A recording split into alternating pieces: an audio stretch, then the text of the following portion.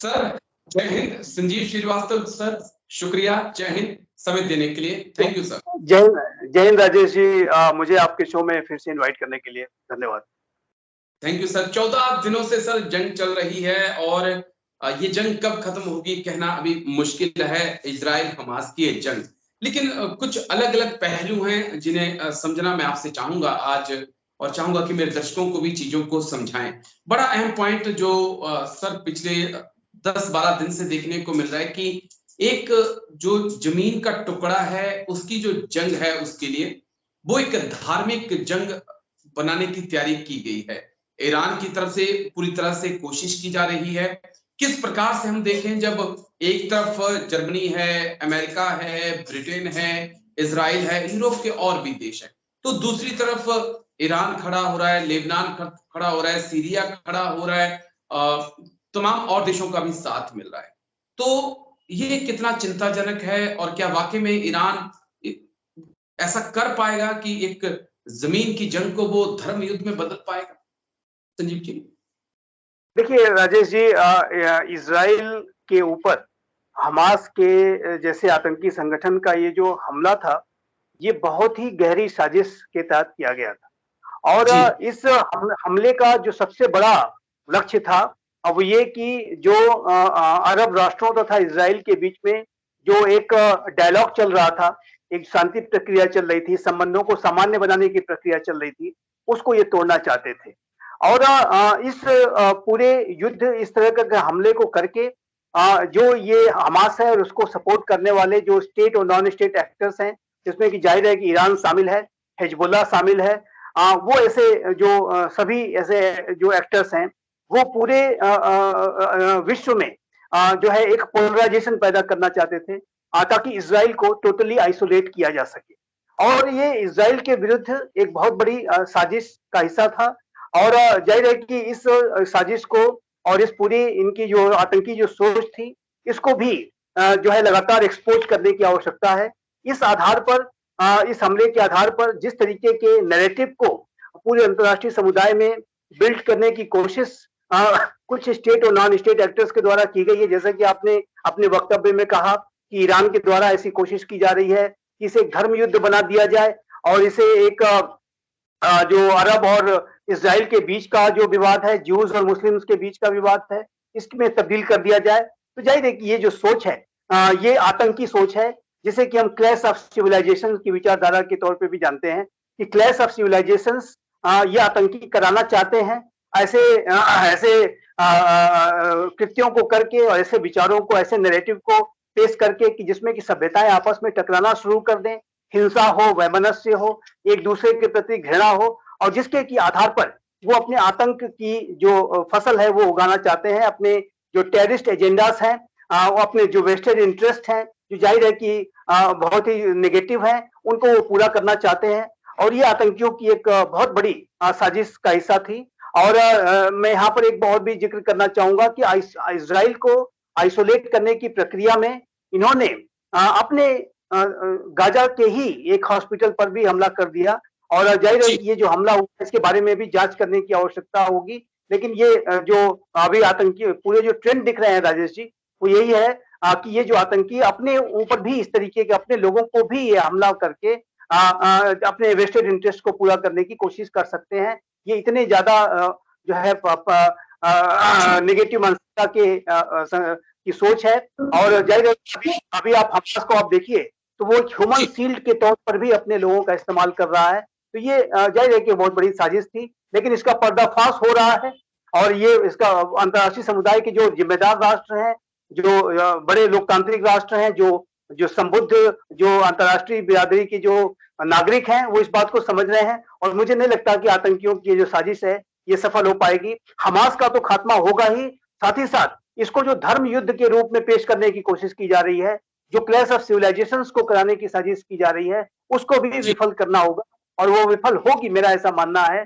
जो सभ्यताओं के बीच में जो संवाद है, वो आने वाले समय में स्थितियां थोड़ी जो बेहतर होंगी, उसमें आगे बढ़ेगा। अरब और इजराइल के बीच का भी जो एक संवाद है, वो भी आगे आने वाले समय में बढ़ सकता है। कल अभी एक लास्ट पॉइंट यहाँ पे मैं कहना चाहूंगा कि कल अभी इजराइल के प्रधानमंत्री बेंजामिन नेतन्याहू जब ब्रिटेन के प्रधानमंत्री ऋषि सुनक के साथ एक ज्वाइंट प्रेस कॉन्फ्रेंस को संबोधित कर रहे थे, तो उन्होंने इस बात को स्पष्ट रूप से कहा कि ये जो हमला हमारे ऊपर किया गया है, वो जो पीस प्रोसेस चल रही थी मिडिल ईस्ट की, जो इज़राइल की और अरब राष्ट्रों के बीच में बातचीत चल रही थी, उसको तोड़ने के लिए किया गया है। तो ये बेंजामिन नेतन्याहू ने भी माना है, जो इस बात का संकेत है कि वो भी इस बात को आने वाले समय में चाहेंगे कि हमारी जो पीस प्रोसेस है, जो प्रक्रिया है, जो सामान्यीकरण करने की जो प्रक्रिया चल रही थी, वो आगे बढ़े। और यदि ऐसा होता है तो ये आतंकियों की सबसे बड़ी हार होगी। ठीक सर। संजीव जी, अमेरिका मौजूद है वहां पर, जो बाइडन, उनसे पहले उनके विदेश मंत्री, रक्षा मंत्री आकर जा चुके हैं। जो बाइडन ने भी लंबा वक्त दिया और उसके बाद ब्रिटेन के पीएम भी वहां पे पहुंचे। इजराइल के लिए इस वक्त यूरोप का समर्थन कितना जरूरी है? देखिए, यूरोप और इज़राइल के जो संबंध हैं बहुत ही ऐतिहासिक हैं। और आप जानते हैं कि जो ब्रिटेन है, जो ब्रिटिश मैंडेट रहा है, वो इज़राइल के क्रिएशन में उसने एक ऑब्वियसली बड़ी भूमिका निभाई है। ब्रिटेन का योगदान बहुत ही महत्वपूर्ण रहा है और ब्रिटेन का तो पूरे विश्व के सभी राष्ट्रों के साथ एक इतिहास रहा है, लेकिन इज़राइल के संदर्भ में भी ब्रिटेन का एक अपना ऐतिहासिक महत्व भी है। वर्तमान समय में भी ब्रिटेन एक बड़ी शक्ति है और परमानेंट 5 का जो देश है, और जाहिर है कि उसके पास हर तरीके की कैपेबिलिटीज हैं, चाहे मिलिट्री कैपेबिलिटीज हो। और अब तो वो जो स्वतंत्र पहचान भी अब ब्रेक्जिट से वापस आ जाने के बाद एक ग्रेट ब्रिटेन का जो उनका जो पहचान थी, उसको भी पाने की वो महत्वाकांक्षा रखते हैं। तो ब्रिटेन के साथ बड़े अच्छे संबंध है। उसी के साथ साथ यदि फ्रांस की, जर्मनी की, पूरे नेटो की या यूरोपियन यूनियन की बात करें, तो सभी इज़राइल के साथ एक गहरे संबंध रखते हैं। और इज़राइल और यूरोप का जो रिश्ता है वो बहुत ही गहरा है, प्रगाढ़ है। ये जाहिर है कि अमेरिका के साथ जो जिस तरीके के जो रिश्ते इज़राइल के साथ हैं, उसको जो यूरोपियन रिश्ता जो इज़राइल का है, वो उसे कॉम्प्लीमेंट करता है। और अमेरिका हो चाहे यूरोप हो, सभी इज़राइल के साथ एक बहुत ही गंभीर रिश्ता रखते हैं, बेहतर रिश्ता रखते हैं, गहरा रिश्ता रखते हैं। जी, एक सवाल संजीव जी, और बड़ा अहम सवाल जो जिसका जवाब मैं तलाशने की कोशिश कर रहा हूं। एक आतंकी हमला होता है, 1000-1400 इजरायली नागरिकों की बर्बरता पूर्वक तरीके से हत्या की जाती है। जो तस्वीरें सामने आई वो हम देख नहीं सकते हैं, इतनी बर्बर वो तस्वीरें थी। लेकिन उसके बाद भी उस आतंकी संगठन को, उन आतंकियों को ईरान जैसे तमाम देश हैं जो समर्थन दे रहे हैं, और रूस और चीन जैसे देश उस पर चुप हो जाते हैं। तो सर, ये जो चुप्पी है और ये जो समर्थन है, ये एक बहुत चिंता की बात नहीं है? आज इजराइल में हुआ है, खुदा ना खास्ता कल तुम्हारे ऊपर हो जाएगा, फिर दुनिया फिर चुप होगी। तो ऐसा तो नहीं चल पाएगा संजीव जी। और देखिए राजेश जी, ये सिर्फ रशिया और चाइना का यदि पूरा अप्रोच देखें, तो वो चुप्पी भी ना हो करके ये इसको पूरी तरीके से यहाँ पर राजनीतिकरण करने की कोशिश की जा रही है। इस आतंकवाद के जो विषय को उसका जो पॉलिटिसाइजेशन करने की कोशिश चाइना और रशिया कर रहे हैं, ये बात बहुत स्पष्ट है। अभी आप देखिए तो यूएनएससी में जो रेजोल्यूशन आया, हालांकि वो ब्राजील लेके आया था, उसके पहले एक रशियन रेजोल्यूशन भी आया था। और रशियन रेजोल्यूशन में हमास का कोई जिक्र नहीं था। और जबकि इतना बड़ा हमला जो है, इतना बर्बर आतंकी संगठन है जो अपने आप को एक्सपोज कर चुका है कि वो कितना क्रूर, बर्बर, निर्दयी, निशंस हो सकता है। और वो सारी जो स्थितियों को देखने के बावजूद भी रशिया ने अपने रेजोल्यूशन में हमास की कोई जिक्र नहीं किया। और जाहिर है कि इस रशिया का जो पूरा अप्रोच था बहुत ही बायस था, एक पॉलिटिसाइजेशन करने की कोशिश इस पूरे मुद्दे को थी। और किसी तरीके से इज़राइल जो है अपना हमला, वहां पर हवाई हमले रोक दे, उस चीज को ध्यान में रखते हुए ये किया गया था। तो ये जो इस तरीके की जो इमेज सामने आई कि रशिया पूरे हमास को डिफेंड करने की जो है वो पूरी साजिश में लगा हुआ है और इसको पूरी तरह से पॉलिटिसाइज करना चाहता है, और वेस्टर्न कंट्रीज को, इजराइल को वो दबाव में डालना चाहता है कि वो हमले ना करें। और वहीं एक दूसरा रेजोल्यूशन जो आया वो ब्राजील लेड था। ब्राजील आज जो आजकल वर्तमान समय में वो यूएनएससी का प्रेसिडेंट है, तो उसने जो रेजोल्यूशन लेके आए उसमें भी अमेरिका ने अपना वीटो इस वजह से लगाया क्योंकि उसमें सारी बातें तो कही गई, उसमें हमास की चर्चा अवश्य थी, लेकिन उसमें इजराइल की जो राइट टू सेल्फ डिफेंस के बारे में कोई चर्चा नहीं थी कि इजराइल को ऐसा करने का राइट है।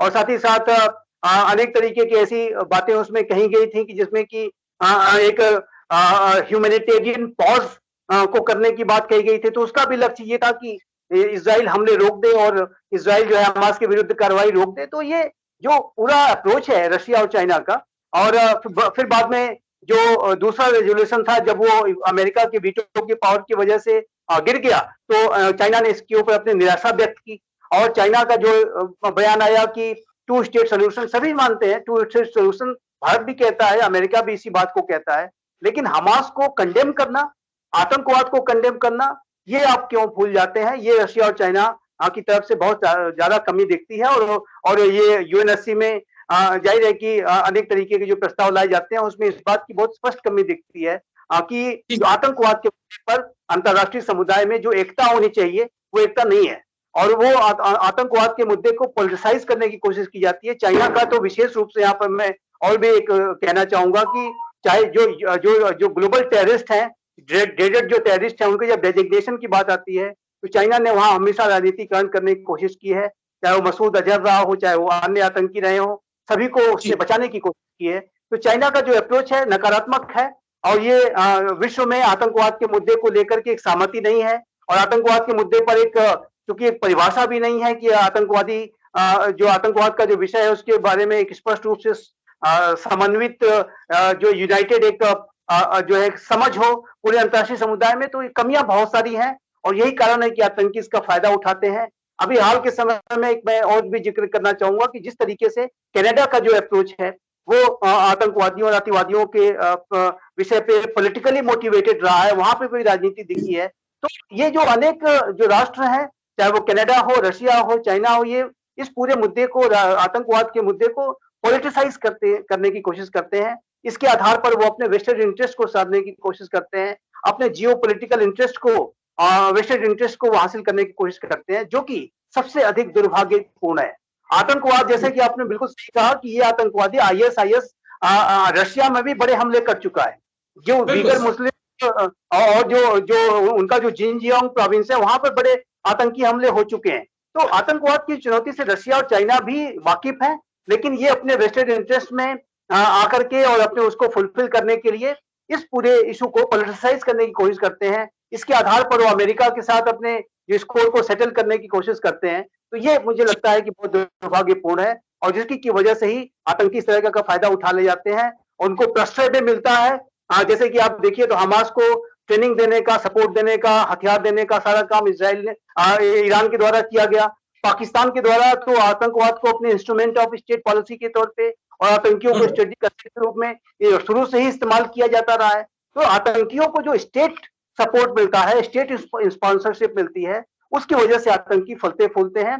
और आतंकवाद तब तक नहीं समाप्त होगा जब उसको स्टेट सपोर्ट जब तक मिलना बंद नहीं होगा, और ये स्टेट सपोर्ट आज भी मिल रहा है। और इसके उदाहरण आप जैसे कि हमने डिस्कस किया, पाकिस्तान, ईरान जैसे राष्ट्र हैं वो कर रहे हैं, और उसको रशिया और चाइना जैसे राष्ट्र बैकअप करते हुए नजर आते हैं, अपने स्टैंड को क्लियर नहीं करते और एक एम्बिग्यूटी रखते हैं, जिससे कि आतंकियों का और उनको सपोर्ट करने वाले राष्ट्रों का मन बढ़ता है। जी, चलिए, बहुत बहुत शुक्रिया संजीव जी, आपने इतना कीमती समय हमारे लिए निकाला। Thank you sir. Jai Hind sir. Thank you sir Sanjeev. धन्यवाद।